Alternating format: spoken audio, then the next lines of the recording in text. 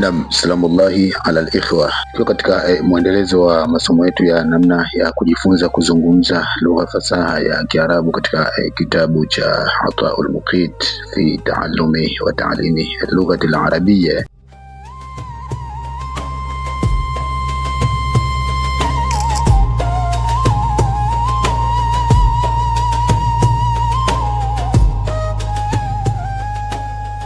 Ikiwa na maana ya kwamba zawadi ya mlezi katika kujifunza na kufundisha lugha ya Kiarabu. Lakini kabla sijaendelea, nikumbushe kwa wale ambao wanahitaji kitabu hiki, basi wataandika katika comment nahitaji kitabu, basi na sisi kwa urahisi tutaweza kuwasiliana nao na kuhakikisha tunafanikisha zoezi hilo.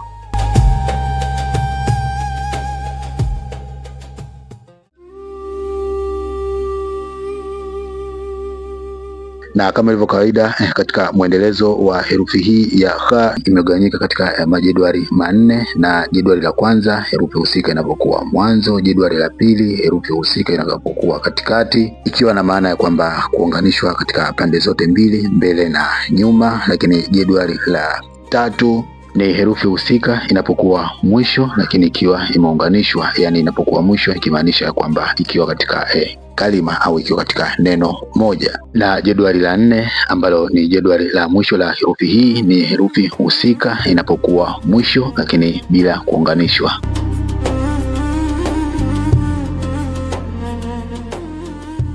Na tukianza na jedwali la kwanza la herufi ya kha, ni kha inapokuwa mwanzo wa neno. Kha inapokuwa mwanzo wa neno inakuwa hivi kama inavyoonekana. Neno la kwanza la herufi ya kha ni khatamun. Khatamun. Neno khatamun likimaanisha ni pete. Neno la pili khamsatun. Khamsatun.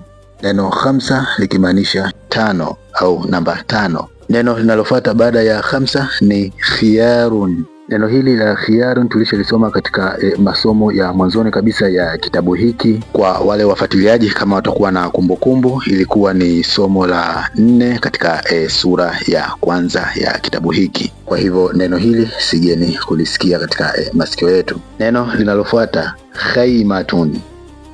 Khaymatun. Neno khayma likimaanisha ni hema. Khaymatun, hema. Jedwali hili la kwanza ni kha inapokuwa mwanzo katika neno, na jedwali la pili ni kha inapokuwa katikati na inapounganishwa pande zote mbili, mbele na nyuma. Neno la kwanza minkharun.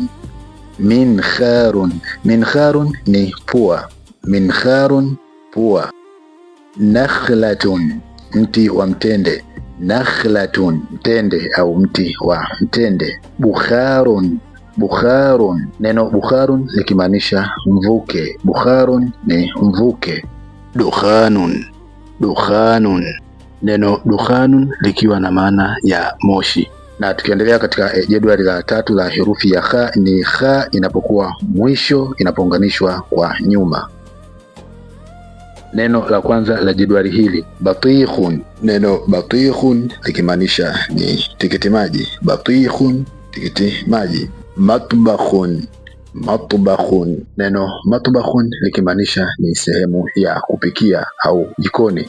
Tabakha, amepika. Matbakhun, sehemu ya kupikia au jikoni. Tabakha ta'ama, amepika chakula. Tabakha ta'ama fil matbakh, amepika chakula jikoni. Shaykhun. Shaykhun. Neno shaykhun likiwa na maana ya kwamba ni kiongozi wa kiroho katika dini ya Kiislamu. Nafakha. Nafakha. Neno nafakha likiwa na maana ya kwamba amepuliza. Nafakha, amepuliza. Amepuliza.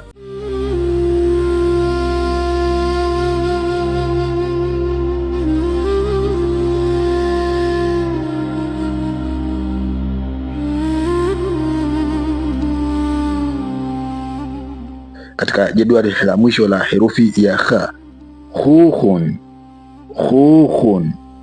Khukhun. Neno khukhun likiwa na khau mbili, khau ya kwanza na khau ya pili. Lakini katika nafasi hii herufi yetu husika ni herufi ya mwisho, kha itakapokuwa mwisho bila kuunganishwa. Hun. Huhun ni jina aina ya matunda. Munakhun. Neno munakhun likiwa na maana ni hali ya hewa. Munakhun ni hali ya hewa. Firakhun likiwa na maana ni vifaranga, yani vitoto vya kuku. Tukimalizia neno la mwisho katika jedwali la 4 la harufu khai, akhun. Neno akhun likiwa na maana ndugu. Akhun ni ndugu. Akhi, ndugu yangu. Akhuka, ndugu yako. Akhukum, ndugu yenu. Akhuhum, ndugu yao. Tukiendelea katika herufi ya dal. Herufi ya dal imegawanyika katika vigawanyo vya majedwali mawili, na imeweza kugawanyika hivi kwa sababu ya utaratibu na hukumu ya herufi ya dal. Herufi ya dal inapokuwa mwanzo huwa haionganishwi, na inapokuwa katikati pia huwa pia haionganishwi, yani haionganishiki pande zote mbili. Na ndio maana majedwali mawili ya nafasi ya dal hayakuwekwa, ni kwa sababu ya hukumu na kanuni ya uandishi wa herufi ya dal. Na ukijaribu kusoma maelezo yake vizuri ya herufi hii, yanasema la takunu muttasilatan fi awwal al-kalima wala takunu muttasilatan min al-janibaini, ikiwa na maana kwamba hiyo herufi ya dal haionganishwi ikiwa mwanzo wa neno na wala haionganishwi pande zote mbili, mbele na nyuma, inapokuwa katikati ya neno. Badala yake inabaki katika nafasi mbili, inapokuwa mwisho na inapokuwa mwisho bila ya kuunganishwa. Neno la kwanza dal inapokuwa mwisho, yadun, mkono. Yadun, mkono. Khaddun, neno khaddun likiwa na maana ya kwamba shavu. Khaddun, shavu. Baladun, nchi. Baladun, nchi. Ahmadun, ahmadun. Neno ahmad linafahamika ni neno la aina gani? Jedwali la pili ambalo ni jedwali la mwisho la herufi ya dal. Wardun, wardun, ua. Wardun, ua. Qirdun, qirdun, qirdun, nyani. Qirdun, nyani. Fuadun, fuadun. Neno fuad likimaanisha ni moyo au ni hisia za moyoni, za ndani ya moyo kabisa. Kwa hiyo tafsiri nzuri ya fuad ni moyo au hisia za ndani ya moyo, au kwa tafsiri nyepesi ya neno fuad ni hisia za kweli za moyoni.